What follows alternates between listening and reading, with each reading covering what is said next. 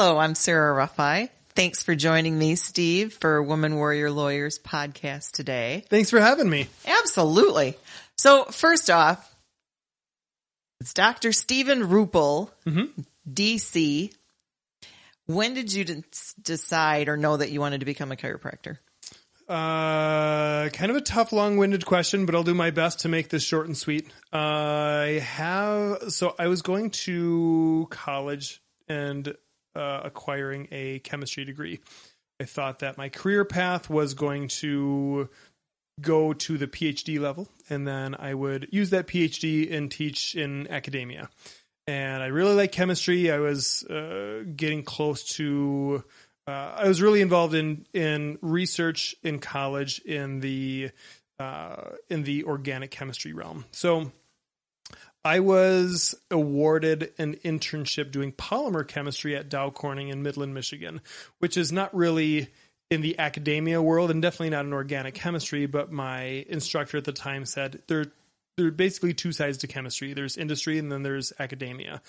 I would like you to get a taste of both, so you really know what you're getting yourself into. So I believe there were like 8 applicants. I was chosen, the one out of the 8, to go to Midland, Michigan to work for, I think, 10 weeks at Dow Corning, and went there, and it was horrible, to say the least. Have you seen the movie Office Space? No. Okay, so an older movie back in the late 90s, early 2000s, that it's a movie about it's a comedy, but these guys who just work in this office and they're in cubicles and just everything that's boring about it. And that's kind of what my job was like. I mean, I was doing polymer chemistry, which is new and kind of amazing, but like I had a small research team. I had my own little cubicle with my computer, and there's all these corporate rules and laws and things like that. And as time went on, I was involved in some really nice projects, thoughtful projects, but I had to reflect on, like, do I want my life's work making some company more money? And I believe in a higher power, and I believe that I was created to help people.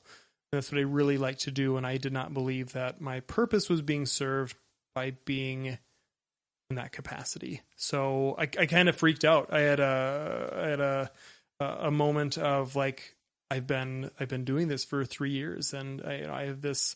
I think I do really well at it. And I'm here in Michigan, and like, what the heck am I going to do with my life? So this was your senior year of college, going into between junior and senior year. So coincidental. I was a chemist, and I was with a bunch of chemical engineers in this internship program, and we were all great friends. We hung out a lot, and so very coincidentally, there was this one guy who. He was from Davenport, Iowa, and we were just hanging out talking one night, and he said he was from Davenport. I'm like, yeah, I've never heard of it. He's like, have you ever heard of Palmer College of Chiropractic? I said, no. He's like, well, that's where chiropractic was kind of founded, and so that's just where I'm from.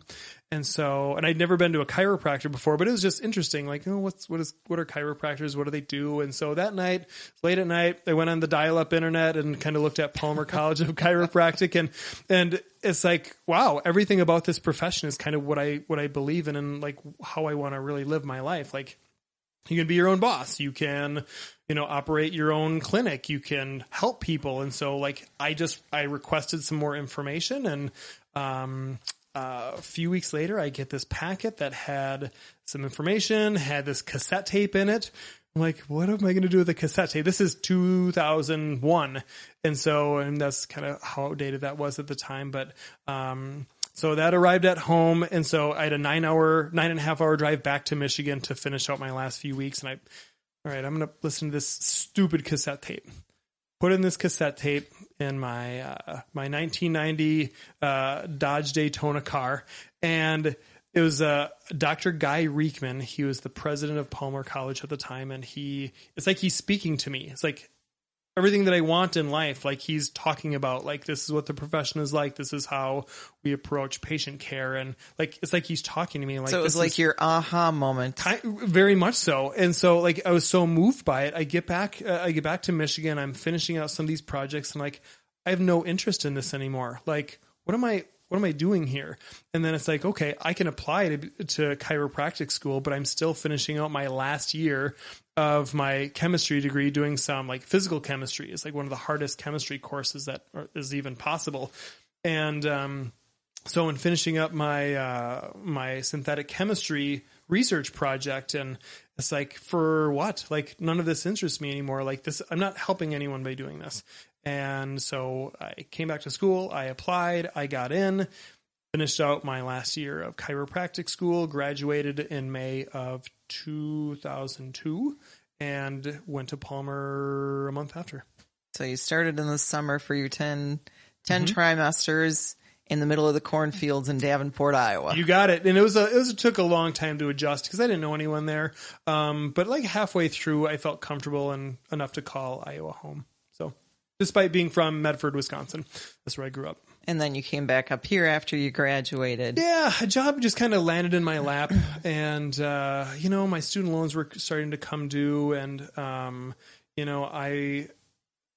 not everywhere is looking for a chiropractor. So like it was kind of slim pickings. It was the middle of the winter.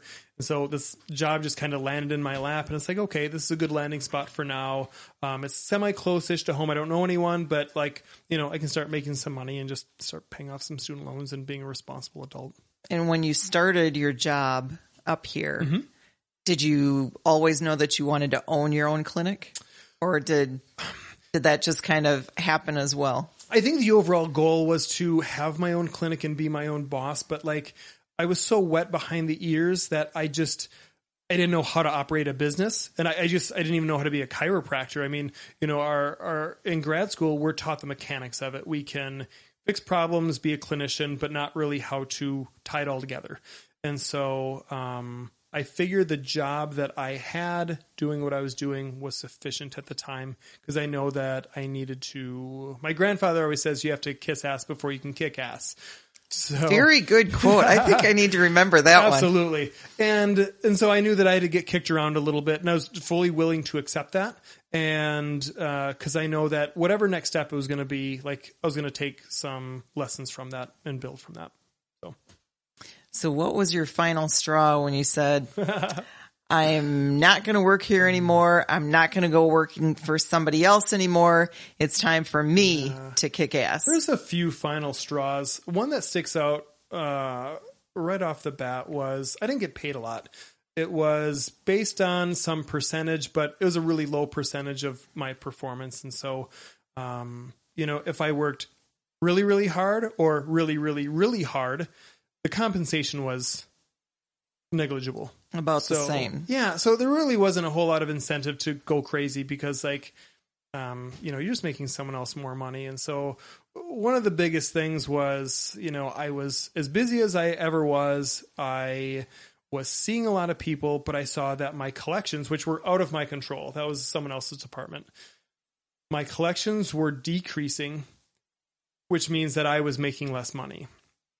So I brought it up to my immediate boss, just saying, hey, I think I'm working really hard. My collections are off. They're just slowly decreasing.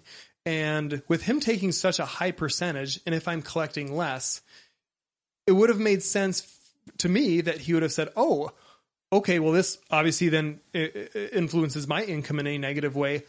You know what? Today's Wednesday. Give me till Monday. I want to look into it. Let's talk about this. Like, I'm curious what that's like. There's none of that. This seemed to be common sense to me. That wasn't the case. It was, you need to bill more charges. Like, without skipping a beat, that's what his answer was. And it told me that he had no clue what was going on. And just the fact that he just brushed me off so quick like that told me that he didn't care about me. And it's like, okay, your time to exit is coming shortly. So that's when I started planning my exit. And did you use a mentor, or were you relying on advice from other people who knew how to run a business, maybe not a chiropractic clinic? Sure. In putting that plan together? Yeah, I had done an internship for 4 months before I graduated. and it was in Bettendorf, Iowa, right next to Right outside of Davenport. Polk. Yeah. Yeah. And so, Dr. Bob Kaminsky, he's no longer practicing, but he was kind of my mentor. He was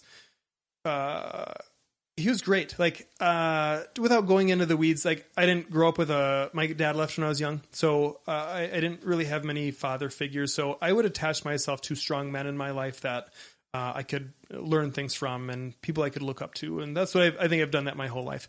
And so he was one of those like father figures within my profession. And so, we had stayed in contact ever since I'd left school and I'd go down to Iowa every chance I get and I'd visit him. So when I was planning my exit strategy, just like, hey, this is what I'm feeling. How do you suggest I proceed with this? And so he was giving me some fantastic advice. And, then of course, you as my lawyer, get very practical advice. But it was also, the reassurance that I got from, Dr. Kaminsky, the reassuring that I got from you, being my lawyer as well. I mean, that was, it made it easier to step out into kind of a scary place. So. Well, and I know that when you did step out, you have such a good rapport with your patients. Were you concerned that how many of them would leave with you or how many would stay where you were at? Yeah, there was definitely that thought.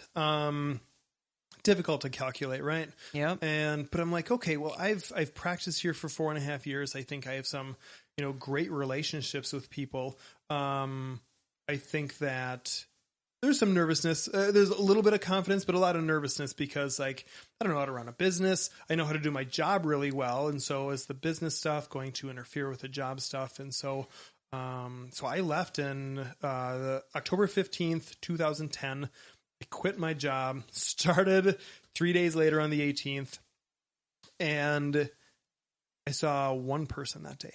And I was used to a schedule of 30 or 40 a day. And I'm like, oh, shoot, where is everyone? What did I do? What did I do? And so this is no joke. That entire first week, I had these horrible headaches every single day.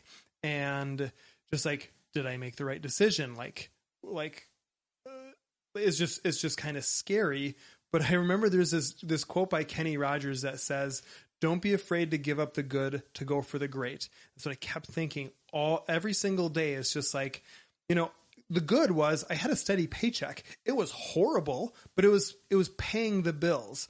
And, I grew up poor. So like being able to pay bills, I think that's a step in the right direction. And so like, okay, that was good. It was steady. It was safe-ish. Safe or slow and steady wins the race, right? For sure. But I mean, there's, people who are way more successful than me, in business and money and that sort of thing. And so like great is out there. I just had to give up what I was comfortable with to possibly get that. And really the risk, I'm trying to think of the risk. So for me, I like at the time, there's no kids. I did not have a spouse. I wasn't even dating anyone. And so the risk was living poor like I grew up. So like, if this didn't work out, like I'm living in my car. Oh shoot. I don't even own my car. Like M&I Bank owns my car. So that's where I'd be living.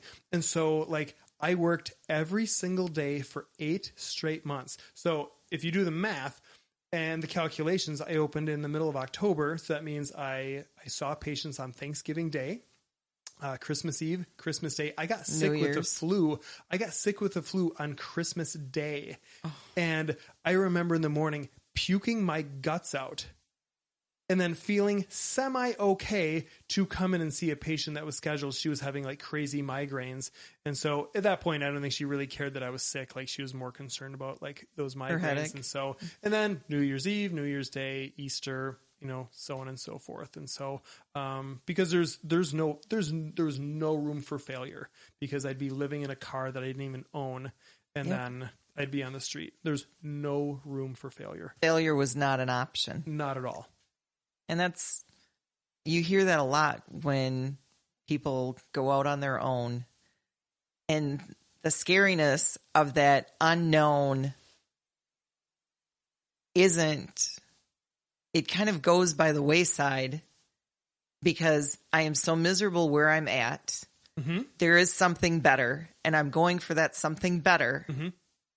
And failure is not an option. So Tony Robbins always talks about burning the boats. Yeah. Yeah. That when you walked out the door from your employer, you burned those boats. Holy and cow. You Yeah. were in 150%. Oh, yeah. And that I didn't burn a bridge. That was absolutely torched. You annihilated it. So this is interesting because like, I told my wife this story and, we weren't dating at the time. So like she didn't live through this with me, but, I told her some bits and pieces of this, but I've never verbalized the story to anyone. It's like, it's played in my head a billion times. So it seems like I'm getting a little emotional, just like putting this out into words and like, kind of out in the open.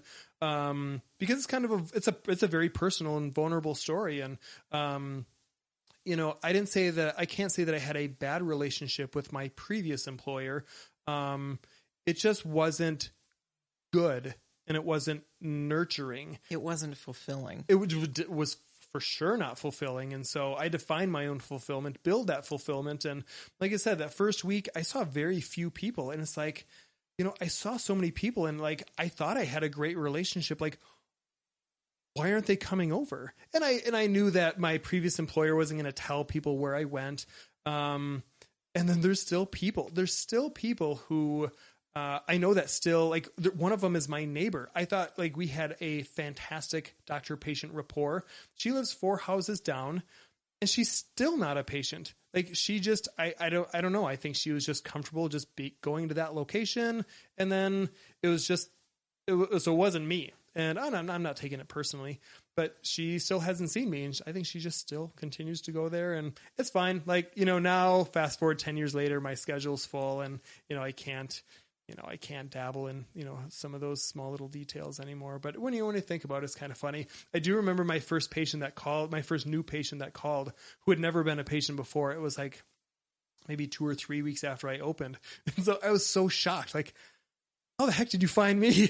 And but it was very surprising. I'll never forget that first patient. And how did they find you? Just a referral by another patient that had followed me. Apparently that original patient that followed me, they were very adamant on my location because they weren't telling, my previous employer wasn't telling anyone where I went. And there's even rumors that I was dead. Like, it's crazy what businesses will do when somebody leaves. Super crazy. So, but no, it was kind of a difficult, trying time, but persevere. If you had to do it all over again, would you? I would. And so much so that, I like to tell people to do that even more, but then like, hey, here are the lessons I learned, maybe a little bit of the hard way. But here's some things you should avoid. So for example, I was just in La Crosse this past weekend at a technique seminar. Excuse me. And there are a married couple. They work in 2 separate clinics that just not going well. And they're trying to plan their exit strategy and like, hey, if you need any help, let me know. I've been there and I can, I can connect you with whoever can help you out. So what are some of let's say the 3 biggest lessons that you've learned along the way? So ironically that we're talking about this. So I brought your book along. So I remember like, this is even before your book came out, years before this, you had told me, we were talking about networking and there was I think you called it like I don't know if it was a course you took or something you read. I don't know if you made it up. It was like the $1 million practice. And basically you had to meet so many people per week, 3 contacts per week to maintain if you your could business go through this, and 5 to grow it. Sorry, I wasn't listening. So what is this formula?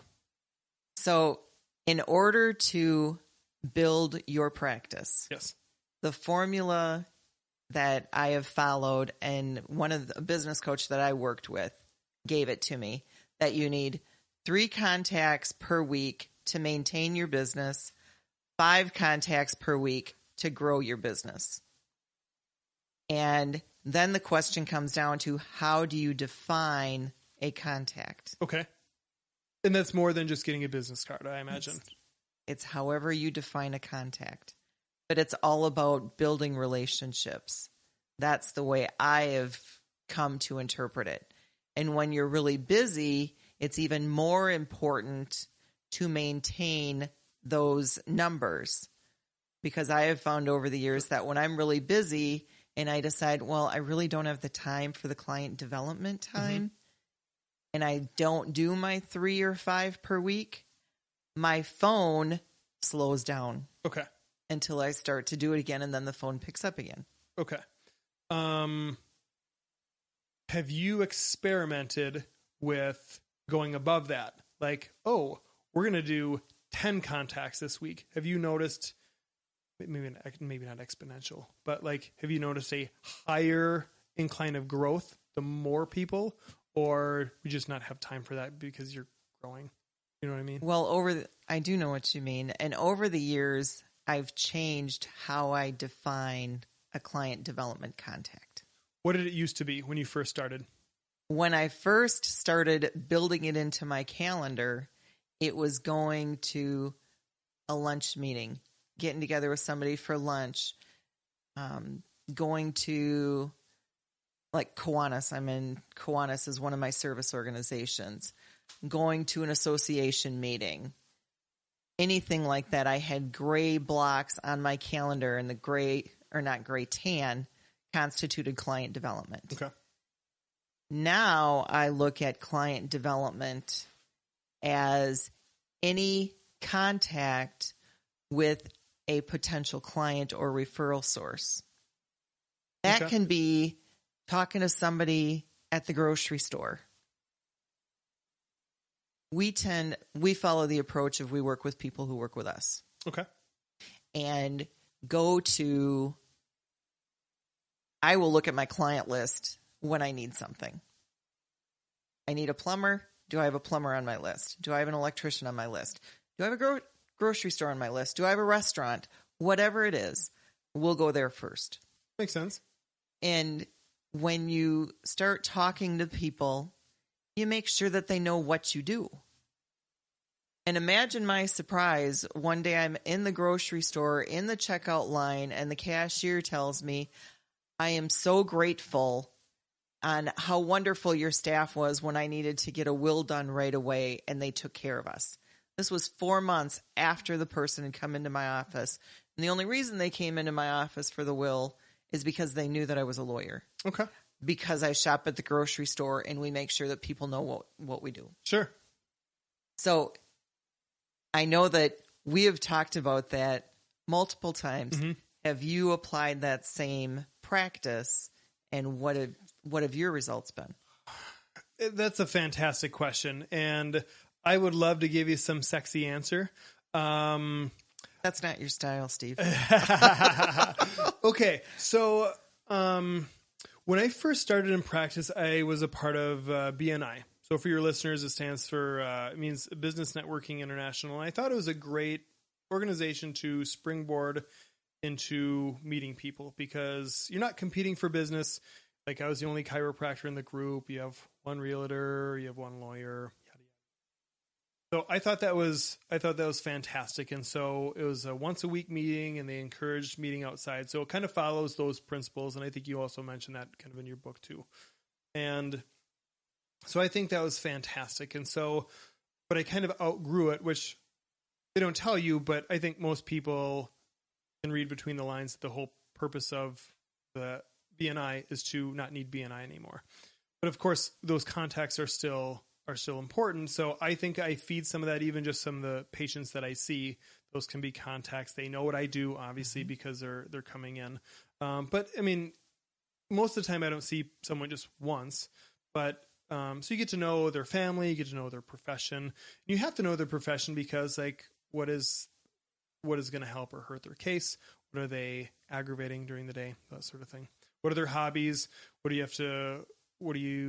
recommendations do you have to give them on weekends? That sort of thing. So I think for me, it's kind of a constant thing, but truly, and maybe this is something that we need to talk about, maybe not tonight, but I think this is a Tony Robbins thing. I need to spend more time working on my business rather than in my business. So my normal hours are Monday through Friday, 7 till 6. And I've done my best. I'm not going to say my best. I need to quantify that better. I've tried to do a good job of at least taking a few hours off on Thursday afternoons to work in the business. You mean on the business? Sorry, on the business rather than in the business. Thank you. But then, of course, the phone rings. Like, Steve, I got this headache that's not going to quit. Oh, you mean like when I call? You know, and I get headaches too. And I know, like, when you have one, like, it's never a convenient time, right? And so it's like, okay, well, my last one's at 5 minutes after 4 or whatever. Like, okay, how does 4:15 sound? And then someone else calls. Okay, what about the 4? So, and it just keeps going. And all of a sudden, like, oh, where's that time to, to work on the business? And then it's like, okay, then it's weekend. And then it just kind of snowballs from there. And so it's a great problem to have because, again, we talked about when I first opened up, first week, I saw like 4 people. Now, like, I'm not going to complain about it, but it's just, you only have so many hours of the day. That's true. And one of your comments was knowing what your patients' hobbies are. Yeah. And I happen to know that you have some pretty interesting hobbies. To some circles, yes. To most normal people, yes. So why don't we talk about first your extreme sports? I consider it extreme. Okay. Fascination with doing Ironman competitions. Okay. How did you get into that, and how many have you done so far? So I do the Ironman triathlon, which constitutes a 2.4 mile swim, 112 mile bike ride, and running a full marathon, 26.2 miles. Sounds like a lot, and it is a lot. It is. I do not have any God-given athletic talent. I come from a long line of small German farmers. I spent many years being picked last in gym class. I was just a small kid. I was very active, but I didn't hit a growth spurt until much later in life. And I was in high school sports. I was a average participant. I was not a standout in anything. Not for lack of trying, it's just the way that it was. And I didn't feel that it really grew into my body until like later on in college. So once I got to grad school, I didn't know anyone. I lived by myself. And so I gravitated towards silent sports because unless you're part of a team or something, you're not going to play football or soccer or whatever else. So I started like running, swimming, and biking. One day, one of my brothers said, "Hey, you should do the Ironman." And I've heard of it. And when I learned it was, 140.6 miles total, I thought, there is no way I could ever do that. There's no way I could ever do any of those like 3 things on their own. And like, it was crazy to me. Fast forward about a year or 2 after that, I get invited to do some medical work at the Ironman triathlon in Madison, Wisconsin. And I expected to see these ripped, tall, lean machines.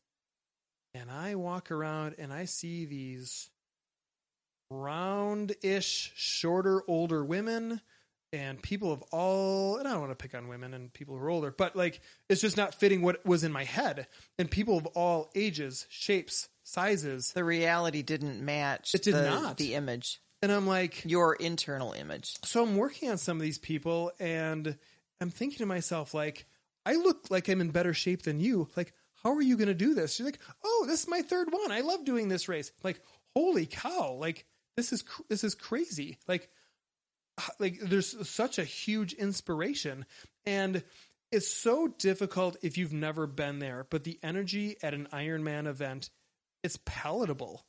It's palatable and it's addicting because like you get inspired by these people and you can't help but kind of semi-compare yourself to these individuals. And you're like, wow, if you can do that, like I can do that. So I signed up for one, never have ever done even like a little triathlon because I told myself I could not do it. And I just wanted to prove myself wrong. And I want to sound like a jerk when I say this. I have a degree in chemistry. It was difficult, but the steps were laid out for me. Like, you take these classes this semester, these classes this semester. you pass these classes, you get this degree.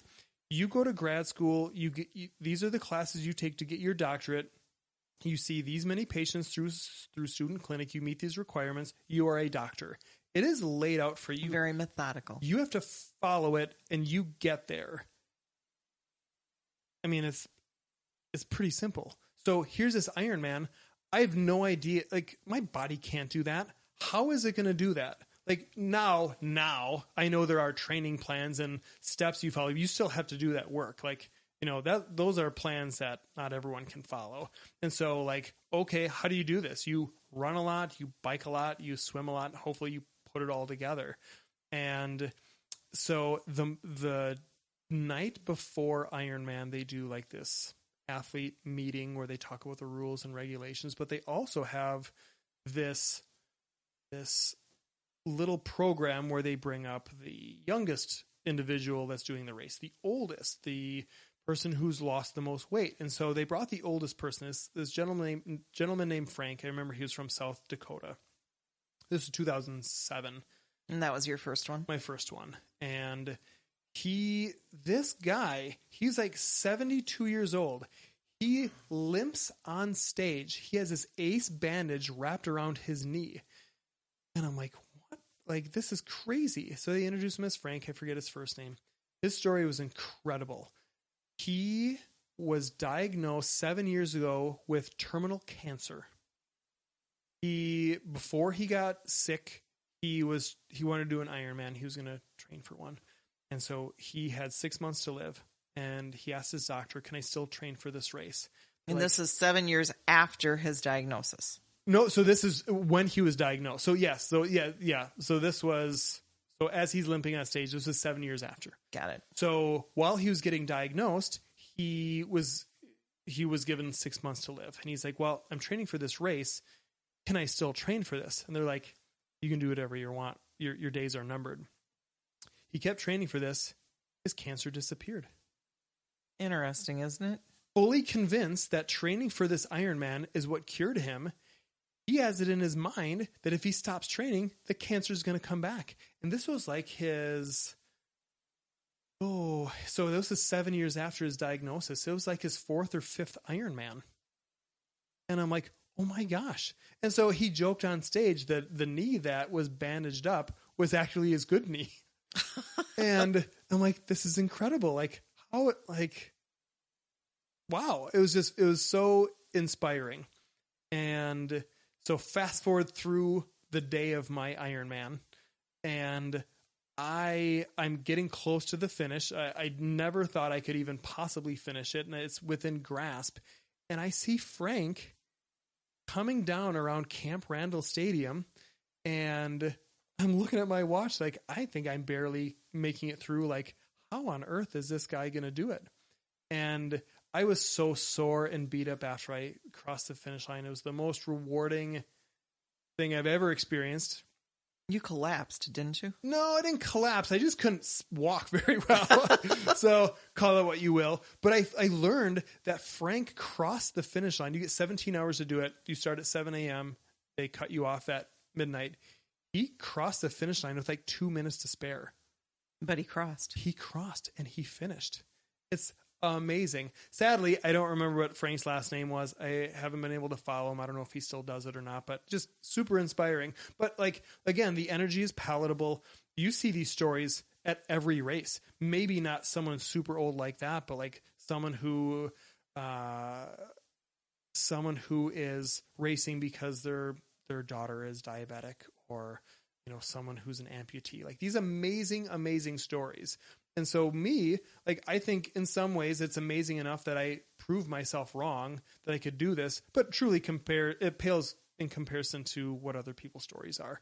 But again, the energy is palatable and you get to see these people. So anyone who might be listening, if there's a local Ironman race or something like that, to go and watch, to see these incredible people. I can't even say they're incredible athletes. They're doing some very athletic things, but these people are incredible in what they're putting themselves through to kind of reach the goals that they. Well, it really takes a person digging deep and for sure, and battling a lot of their demons, I would suspect, For to sure. overcome and endure what you have to in that 140 some miles. For sure. And, the thing that I think in some ways to the public that goes underappreciated are the family members of those people, because, they're sacrificing birthday parties, family barbecues to go for their 5-hour training ride.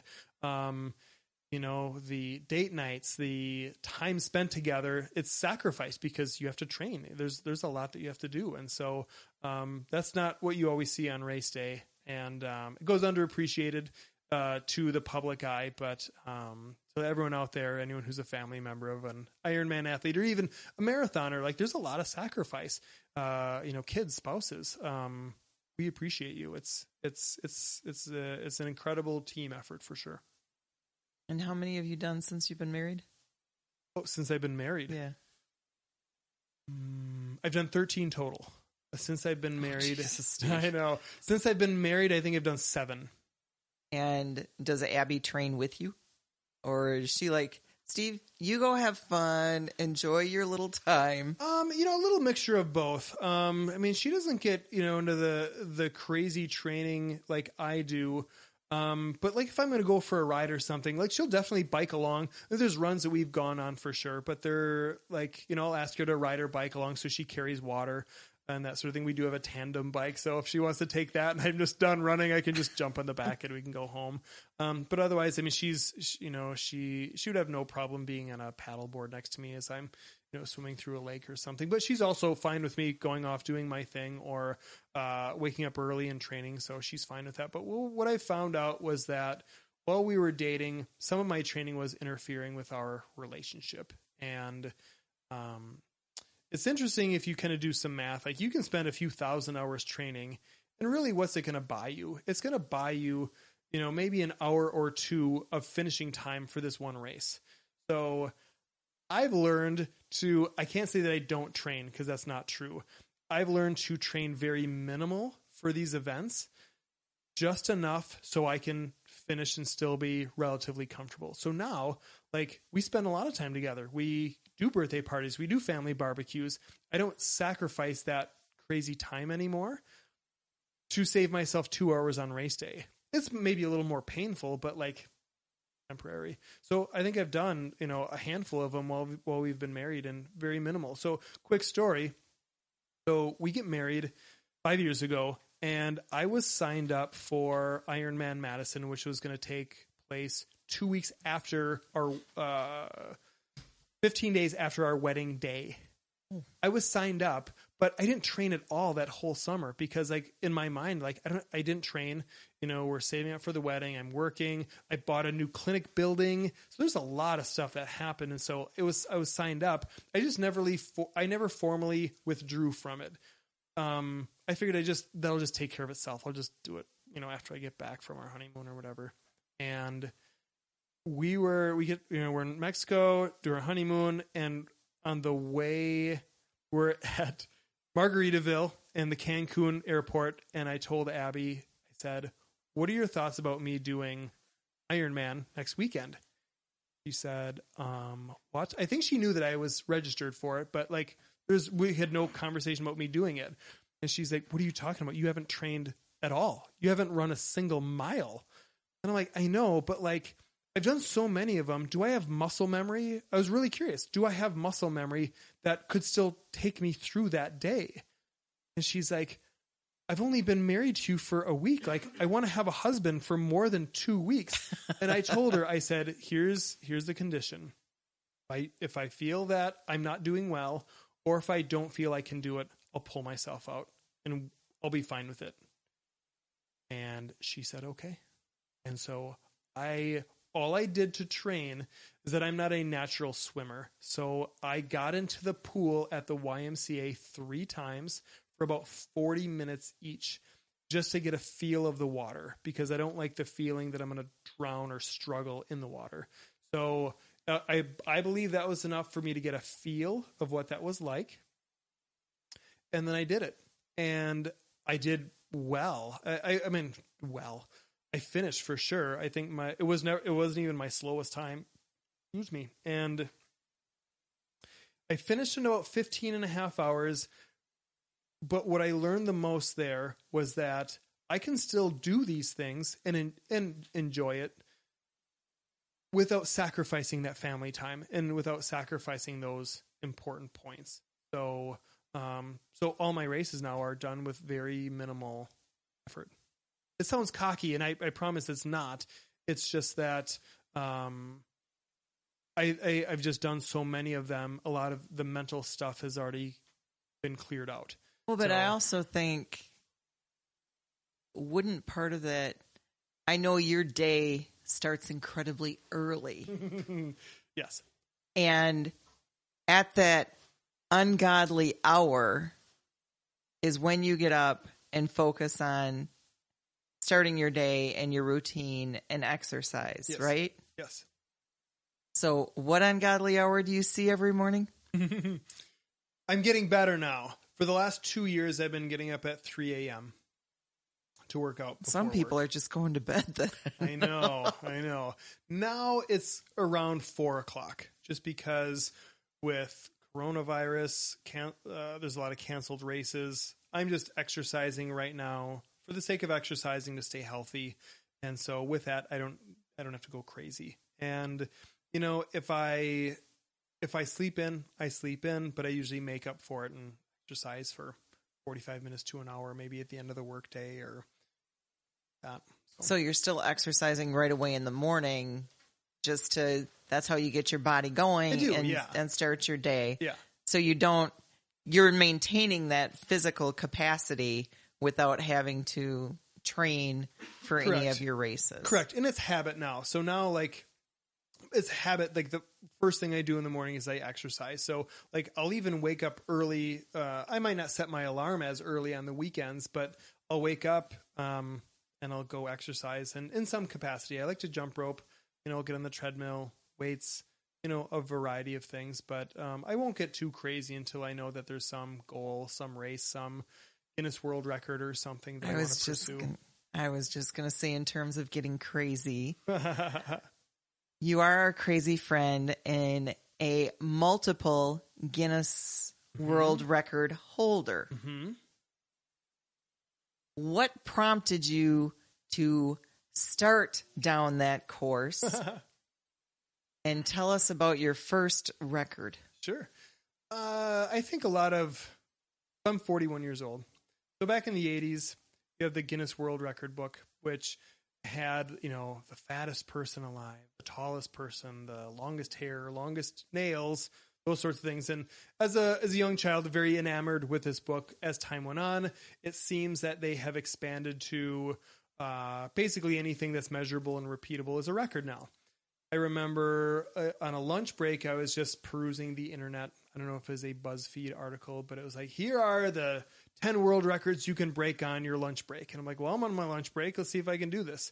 And so I'm reading through some of them. And one was the tallest stack of donuts in 1 minute. And it was 9. And I'm like, really? This got to be so easy. Of course I could break this. And I went to the local bakery. Like the next day, 2 days later, look, gave me a bunch of donuts. I love donuts.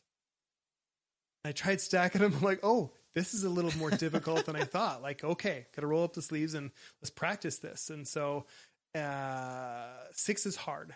Stacking 6 is hard because the more weight you have on top, the pockets of the dough start to collapse. And they have to be fresh donuts, right? Have to be fresh donuts.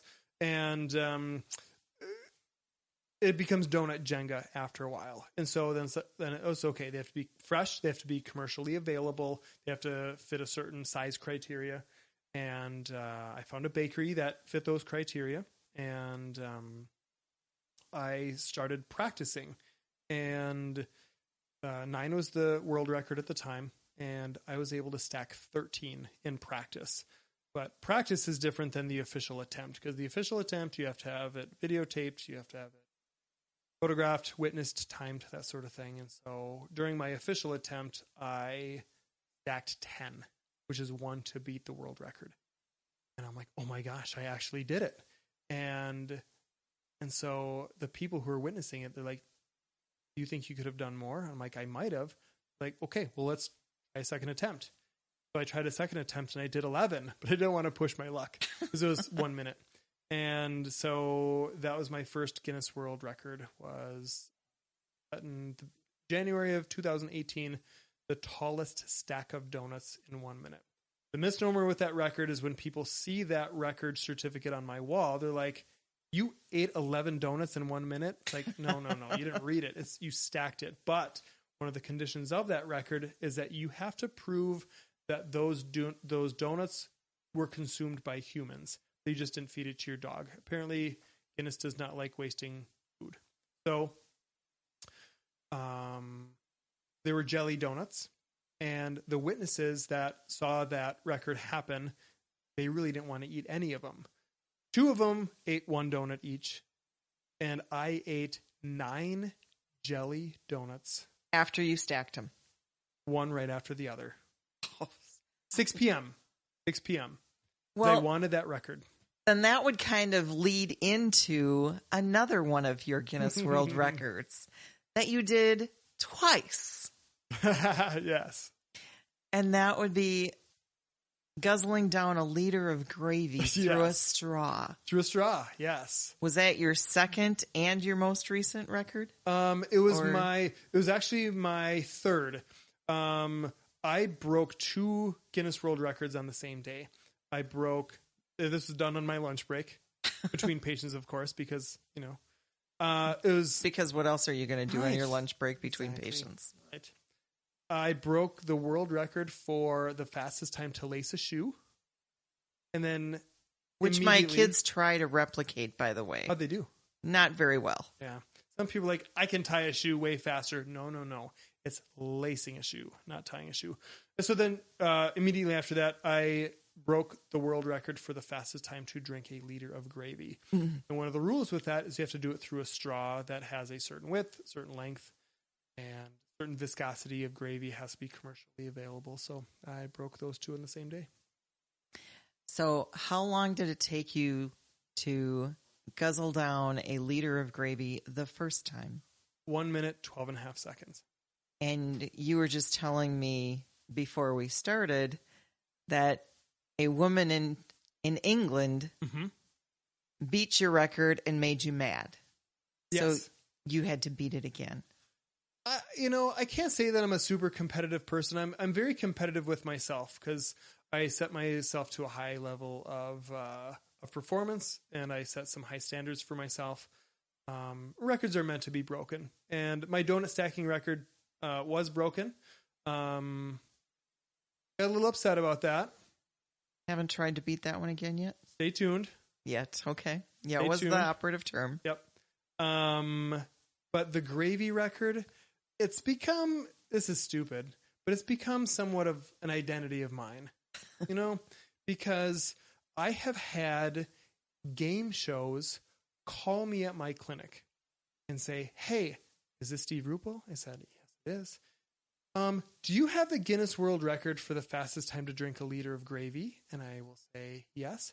Oh, well, my name is so-and-so. I'm this casting director from this particular show, yada, yada, yada. And I've had radio shows call me around Thanksgiving. They want to talk about the record. And it's really odd that I have 2 high-powered degrees. I help a lot of people. Yes, you do. Thank you very much. You're welcome. I think I do in my professional life and, in some philanthropic efforts. I think I do some great things. But the one thing that I get the most notoriety from is drinking a liter of gravy. Through a straw. And it's incredible to me that's how the world works right now. And so with that, drinking gravy has become an identity. And I own gravychugger.com. Oh, I haven't done anything with the website, Steve. But it's a domain that I own. That just puts you into a whole different category, Steve. I know. So I had I saw my record was broken, and it was just like a punch to the chest. It was like, oh, really? And so I was mad all summer. I'm like, I got to re-break this. And so that's what I've been working on. And then 2 weeks ago, I unofficially rebroke that record. And I say unofficially because Guinness has not certified that yet. But you went through all of the steps with the filming and the witnesses and everything. Correct. Yeah. So they have all the evidence. I got confirmation today that they have my evidence. They will review it shortly. And I'm just waiting confirmation. I can't think of any reason for them to not approve it because the same steps were followed. When I originally broke it, I used a different gravy this time, different brand. So I don't see any evidence that would make them not approve it. Let's put it that way. So, well, now in terms of records that have gained you notoriety, another one that I happen to know of was, how many times did you see Captain Marvel in a theater? Officially 132 times. Now, how does one sit through the same movie while it's playing at the theater 132 times? It's tough. And on the surface, people are like, oh my gosh, that is the stupidest and the easiest thing. Anyone can do that. Well, number one, it's a huge time commitment. It's a huge sitting on your butt. Oh my gosh, it's horrible. And, to some people, to some couch potatoes, it might be a dream, but I'm balancing a marriage and a business and, life in general. And, but I have this goal that it's like a freight train. Like this is the objective. The objective was to hit more than 103 viewings, which was the existing record at the time. And well, we can't just hit it. We got to totally annihilate it, right? You have to. And you have to squelch any people who might then get inspired to break your record, which is exactly what happened immediately after I broke the record. And so, you mean your 132 didn't stand very long? So here's the thing. There was a media article done about me and this record when I hit 116. The premature thing, but is just with media, they just want to get things out as fast as they can because they have a slot open that day. And so hey, I hit 116. I broke the existing record. It's not official yet because I'm still breaking the record. And so I hit 132, and then immediately I'm seeing on Twitter that there's some guy, I don't even know where he lives, I think in Florida or something. He's trying to break. So I did it with Captain Marvel. The Avengers Endgame came out immediately after that, and he's breaking my record with that movie. That makes no sense, because the reason why I didn't choose that movie was because it's 3 hours long compared to Captain Marvel, which the running time is 2 hours and 3 minutes. Cost versus, cost time. Cost benefit reward. So he's breaking it. I'm like, there's no way this can be real. I bet he's just buying these tickets and he's just saying it. And so it was just very odd. So long story short, that record still hasn't been approved by Guinness. I think that there's over 600 pieces of evidence that I had to submit that I think they're still going through. And with coronavirus, things have been just backed up. And so the record that I broke last August was the fastest time to roller skate a marathon. That just got approved the other week. And there's I broke the record for the fastest time. How about the t-shirts? Oh, so, that was 2.5 years ago. So I broke the record for the most t-shirts worn while running a half marathon. I wore 60 shirts. So, that was before the coronavirus area. That was, all that stuff was submitted. That was a straightforward slam dunk. That was a certified race. So that was the evidence for that was easy. It was a hard record to do. But the evidence was easy, but the Captain Marvel one, there's so much evidence, plus coronavirus has just really slowed down their system. Everyone's quarantined. Everyone's at home. So guess what? People are just breaking records left and right, it seems. So, kind of funny. It is funny. So how many records do you hold? Official records do you hold? So currently I hold one record. I've broken 8 of them. But currently, I am the current world record holder for the fastest time to roller skate a marathon. All the other ones I've broken have either been broken again by someone, or they have not yet been approved by Guinness. Hopefully that makes sense. So how many have you held, or that have either been broken or that you're waiting for the verification, in addition to the one record that you currently hold? 8 records. 8 records. Yep. And does that include 2 for the gravy? That's the same record, so that's just 1. So you're not even taking it that I held it twice. Not yet. I'm excited for this to be approved because I want to start a YouTube channel, mostly not because I want to, just because everyone keeps telling me I need to. And I think that would be a good one to kind of help springboard it.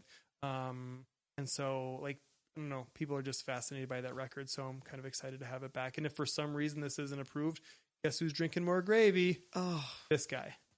God bless you, Steve, for being able to do that. Thank you. You seriously have to have an iron stomach. We need to get this record back on American soil where it belongs. Kudos, Steve. Thank you. So I had a question. It's gone. Oh, no worries. No worries. Okay. Throughout your Guinness experience, what are some of the things that you've learned about yourself in setting and reaching those goals? Aside from that, you have an absolute iron stomach. That's a good one. That's a really good question. And it's just really interesting because, like I mentioned before, I remember reading the world record book when I was younger and just in awe of being unique. And I think when you're young, you want to be unique because it's just, I don't know. I think it's just interesting that there's something that about you that sets you apart from other people. And some people like to blend in. I was never one who really wanted to blend in, I guess. But now as an adult, it was I'm kind of living out my childhood dream. And so, maybe not drinking gravy, but when I broke the record for the fastest time to roller skate a marathon, no one roller skates anymore. I know there's roller derby, but no one roller skates. They rollerblade or they just play video games at home, I guess. But I remember when I was in 4th and 5th grade, I roller skated at the rink in Medford, Wisconsin all the time, Skateway. And so I thought my 4th grade self would be so proud that I broke this record. Who would ever have thought I'd be resurrecting this again? So, it's just interesting, just reverting back to your childhood and that sort of thing. So it's just, appreciating some of those things. But then, throughout all this, I have this little army of 9-year-old boys who are just fascinated by all my records, and all my certificates are in my treating room, and you've seen them. And, the kids love to come in and look at them gravy, that's gross. And that is gross. And so I'm really excited just to add more because, kids love it. And, if I can be, somewhat of a world record role model of these kids, why the heck not? And how many of your patients, whether it's the kids or the older kids over 18, how many of them look for guidance in terms of is there a strategy behind becoming a Guinness World Record holder, or what does it take to do that, or how do you find the time? Some people, just because my records are weird, it would be different if I held the record for the most push-ups done in 24 hours. That's superhuman strength. Then I think what you asked would be a little bit more applicable. But because mine are weird, stacking donuts, drinking gravy, watching movies, it dabbles into the esoteric so deep that I maybe don't get those questions. What's really interesting, though, is that I personify those records. Where someone could see these records and think oh my gosh, this superhuman person did it. I'm a very average person, I think, in many, many ways. So I'll have kids that oh, I'm going to beat your record because I think mine have said that. They have. And it's like, oh, like this guy there's nothing special about this guy. And there's not. I'm very average. And they're like, oh, he's a very average person. I can break this. And fantastic. If you want to chug gravy, by all means, go for it. If you break my record, you get all the glory that goes along with it. If you don't break my record, you get a belly full of gravy and kidney stones. Oh. Alrighty then. And a whole lot of pain that goes with it. I know. Yeah. What is some of the best advice that you've received so far in your life?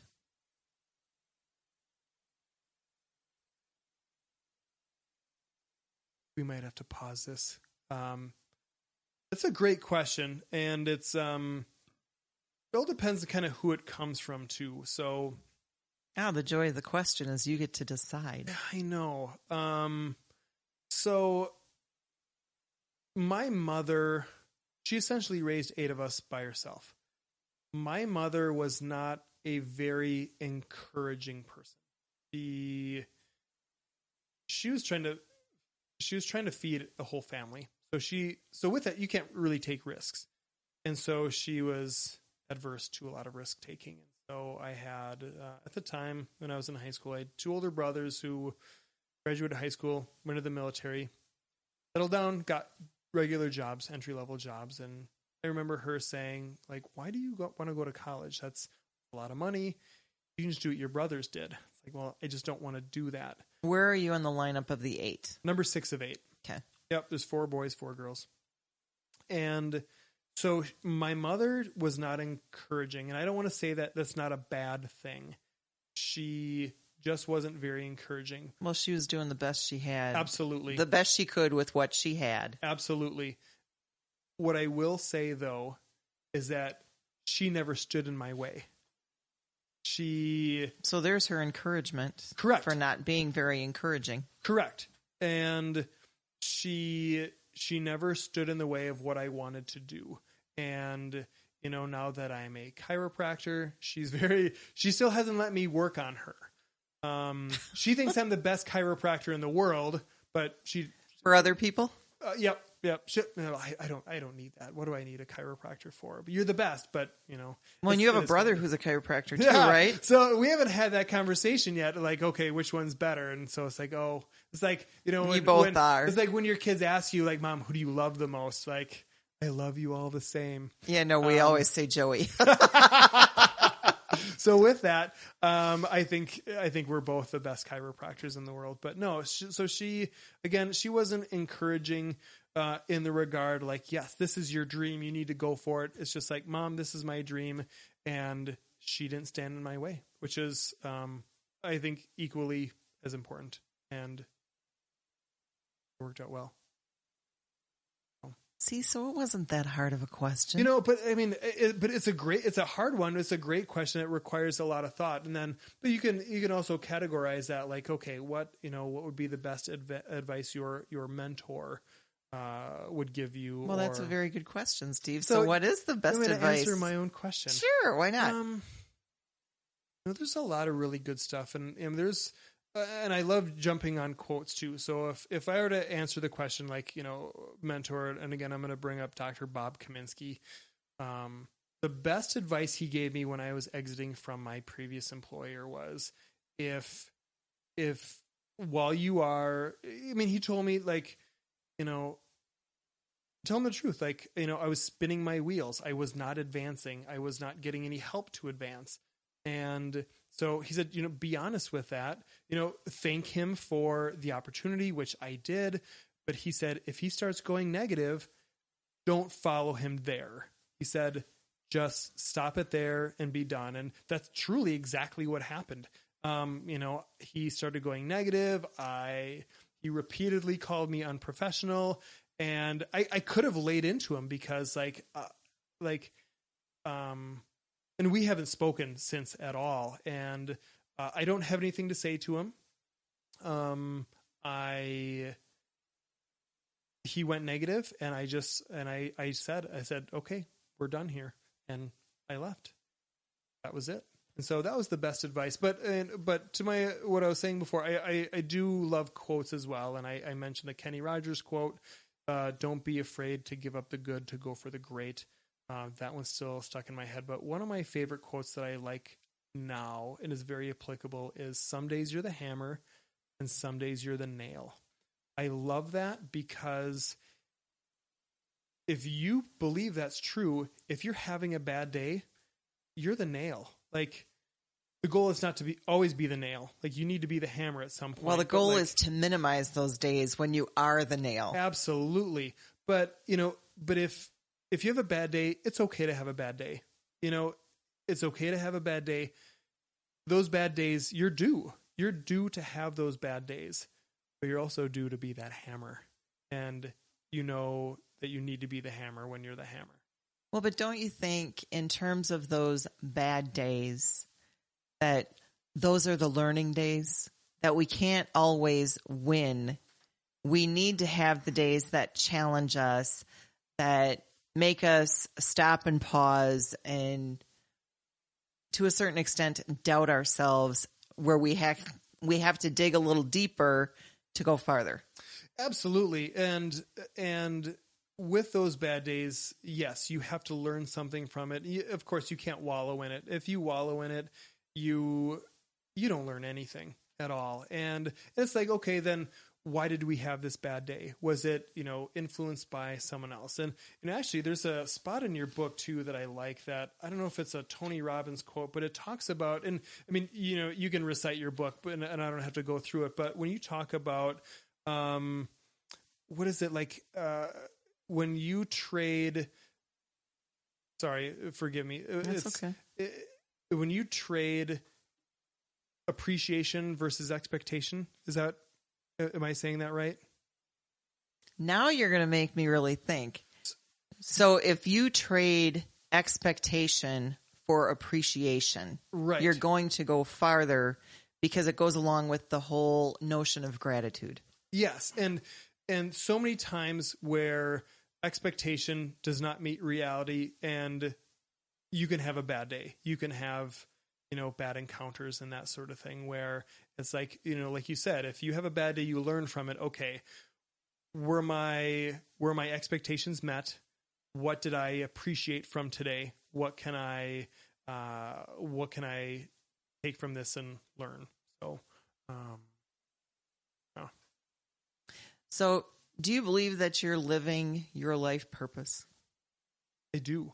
I believe my life purpose is to help people.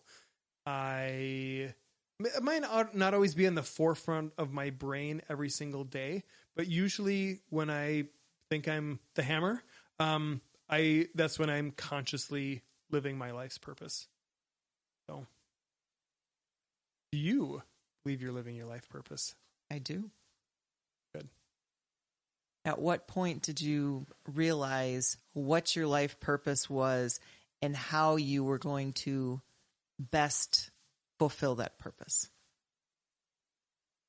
When I wasn't living my life purpose. So going back to Dow Corning, is that, I'm making some company more money, and